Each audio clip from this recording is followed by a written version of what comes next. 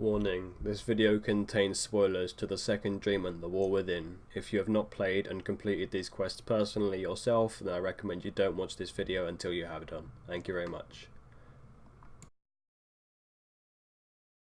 Dream, not of what you are,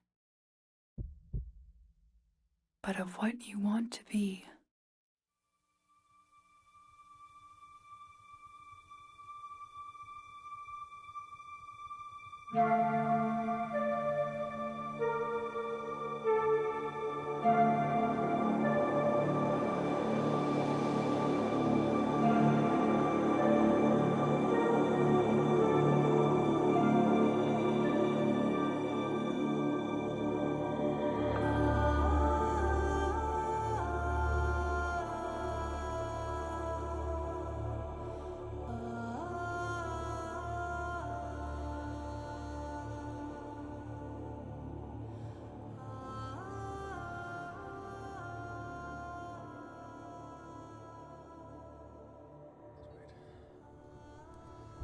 How's it going everyone, Soulrunner here, and today we're here with something a bit different. We've got Warframe loaded up. It's a game I played quite religiously when I first found it.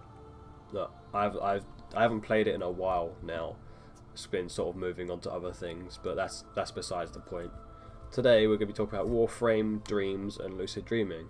I've seen quite a lot of links between the two subjects, that being dreams or lucid dreaming and Warframe. And they're both topics I'm interested in, and they have actually had scientific results that have sort of linked them together in a certain way, or things that have shown to influence each other. But this is Warframe, and it has the first major link it has to sleep or dreaming and anything like that is when you first load up the game. It says the Lotus, the person who oversees you for most of it, tells you to wake up. It says wake up Tenno, which immediately tells you, oh, they've been asleep for a long time. After that, the links between sleep, dreams and stuff like that dies off for quite a long while, until you get to a quest called the second dream. Once you get to this quest, it starts pulling back up a lot more.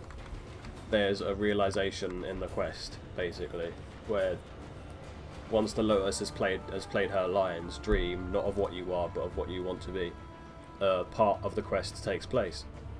And if you realise the Warframe you're playing as is not your character. You're playing as the Warframe, but the Warframe is controlled by another being, which is the Tenno, and the Tenno is your actual character.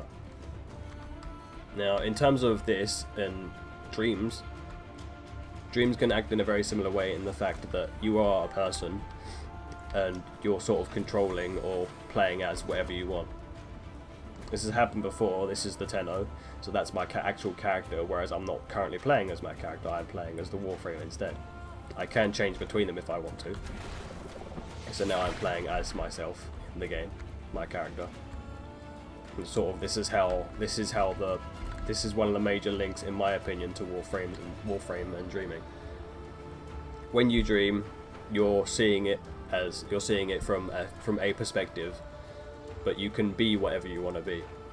So I could be in a dream as myself, but then if I wanted to, I could change into something else. So this is where I see a link here. There's a link here between you playing as something else, but there is another person behind it controlling it. And sort of you could see it as, if you wanted to link it to dreaming even further, you could say he's sleeping the entire time and he's dreaming that he's controlling this Warframe. The Tenno is a human race, much like we are, and their conscious abilities are far stronger than what their bodies can actually hold. And so this is why they control the Warframes. Their mind is projected into the Warframes, and they control it from there. The Lotus remarks it's all a second lucid dream, so they were aware that they were Warframes. They were aware what they were doing. They knew everything that was happening around them, but they weren't aware of what they truly are. This is sort of once they woke up from the second lucid dream, they became aware of what they were.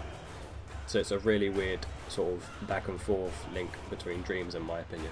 Now, for lucid dreaming, if you don't know what lucid dreaming is for the moment, lucid dreaming it can be described as the conscious knowing that you are dreaming. There's a issue between lucid dreaming and dream control, where a lot of people believe if you're lucid dreaming, that means you can control your dreams. But lucid dreaming itself is just the knowledge that you are dreaming. So if you know you're dreaming, you are lucid dreaming, even if you can't control the dream. Now, there's a few things in Warframe that you can do, sort of, that you could mess around with, and in a dream you could sort of phase between them. Here I'm going to go into a few of those things, as well as a few other ties that the game has with dreams. Here you'll see I'm just walking around my orbiter like normal, and I take a look at the alerts. You can see there's an alert there, Odin, Mercury for Oxium, Pluto for Endo. If I go here now, you'll check the alerts, you'll notice the alerts have changed. Now there's gallium and nitain extract and things like that. Text and numbers changing is a big sign that you are dreaming. So you can always take that, double check text and numbers, and if they change, likely you are dreaming. And that's one example that could be seen. Sort of the black screen makes it quite a perfect chance for anything to change when you're going into the navigation console. Another thing that is likely to change can easily be location. Location can change quite drastically, just like that, when you are dreaming. If you spinning is a good technique while dreaming, to change location or change to a location you want to be in. So that's a term of dream control. If you want to change the place you are in a dream to a specific place, you can imagine that place and then spin. Hopefully you'll end up there. It won't work perfectly all the time. Most of the time, like, depending on how good you are at dream control itself, it may go wrong, it may work. There's no real like percent chance or anything for it working. It's not really been done enough, and people with enough practice, I've not seen anything like that not happen like consistently 100% regularly. So another thing, well, War Within. One thing I didn't mention is the War Within has another quite strong tie. There's another change of location as well, just by spinning. I also changed frame as well. That's a technique used in lucid dreaming to sort of get access to different actions.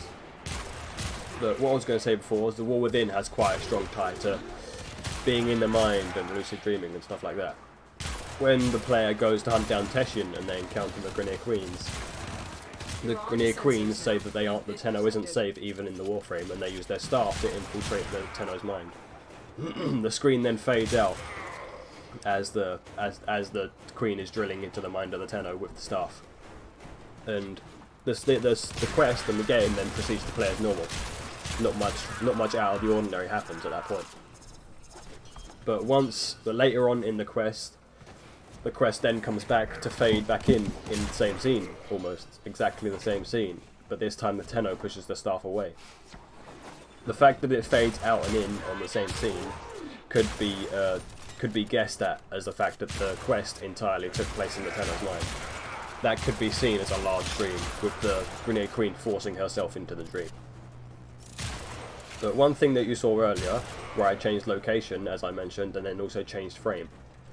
There's a technique in lucid dreaming known as reframing, which I find quite funny, because in Warframe you change frames pretty frequently, depending on what you're doing. You probably have your main frame, like my main frame is Frost here. But you probably change frames quite frequently depending on what you're doing. For a farming frame you'll go Necros, Nova or something like that. If you want to do a speed frame you might go Vol. If you're doing your casual frame you play whatever. But changing frames is something that happens quite frequently in Warframe. And there's a technique called reframing in lucid dreams. Basically what reframing is when you're trying to do something in terms of dream control. Say, a good example for Warframe would be you're playing as Frost here, like I am now, and you want to use World on Fire. Say, like, in the dream there would be ice enemies, and Frost can't really deal with them too well. Like, maybe an Arctic Eximus. Just imagine there was actual elemental resistances, and an Arctic Eximus was resistant to any ice-based frames, including their guns. Say, alright, I can't do this now, maybe I'll use World on Fire, because World on Fire is a really strong ability from Ember, and that's fire-based. So you try and use World on Fire, but you're playing as Frost, so you can't use World on Fire. The fact that Frost doesn't normally use World on Fire would make it a lot harder in the dream for Frost to even use World on Fire, because there's a subconscious thought in your mind where you're used to Frost not using it, he can't use it. So you have to fight against that thought in your head.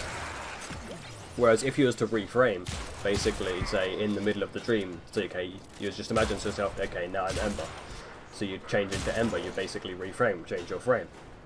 And by reframing, now you can use World on Fire quite easily, because Ember uses it quite often, all the time for someone. So there's that technique called reframing, which can make dream control a lot easier, depending on what you want to do. But there's various aspects of dream control and stuff like that, which come into it and become quite an issue. Depending on how long you've been doing it, it's its own thing that requires practice. Lucid dreaming and becoming aware you're dreaming itself requires practice. And then sort of you can explore the dream and just like be aware and conscious while you're in it. Same as if you were awake. You're basically awake within the dream. But dream control is its own thing. Once you're conscious and awake in the dream, then you can learn to start practicing dream control. And then you can, like, dreams have been shown to, in terms of muscle memory, I believe, and stuff and things like that, dreams can actually impact the waking world. So things you've practiced in dreams can translate into the waking world. Warframe has an advantage in the fact that you're always going through the same areas. So this Grenier area here, no doubt, anyone who's watching this, or most people that are watching this, have seen these rooms tens to hundreds of times. They know what these rooms look like, they know what's around the rooms. Some veterans would know everything, like every single item in the room, so they'd be able to track where everything is. And the fact you can get used to these rooms so easily, the game just lets you constantly explore the same rooms. This would mean that if anything in the room was to change, you'd notice it, and that would possibly mean you are dreaming.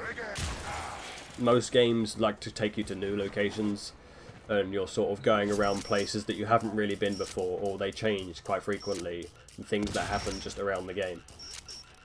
Whereas that can help to lucid dreaming if you're constantly aware of where you are. But the fact that Warframe takes you through the same rooms all the time makes it a lot easier for the location trick to work, because you know where you're supposed to. You know where you are. You know where you're supposed to be, and you know what's supposed to be there. But there's like, it's the same as the text and the numbers as well. There's a lot of text and numbers throughout Warframe that you can use to test. And then reframing as well. You change your frames quite constantly, so you can change character in a dream quite easily if you reframe enough, because you're used to controlling so many characters. So that's links and things you can do in Warframe that tie between dreams and Warframe itself. Ways that Warframe can help lucid dreamers and people that want to chase this part of life, expanding consciousness and learning more about the mind. Anyway, thank you for watching. Hope you enjoyed this little episode of dreams and a part of thing I'm interested in. I might do a bit more on it in terms of what games I play, because there's a few ways it can work. First person games would be the best, because you're playing from the eyes of the character, and they can really easily get you into sort of different ways of thinking, different worlds, and it gets you used to experiencing different places. Then there could be third person character games like this, where you can actually see your character. It sort of gets you used to more, I would say it gets you more used to controlling a different character, because you're controlling them and you can see them at the same time. But then there's also the top-down games, which would be a bit more different in my opinion. Sort of that would get you more into the controlling and building the world sort of thing. Actual like physical dream control where you could change the world itself. But I'll probably end up making a few more videos about this and exploring the world of dreams and video games and how they tie in. Maybe even running a few tests myself, and I'll probably upload them to show the results and things like that. But thank you very much for watching, and I'll catch you in the next episode.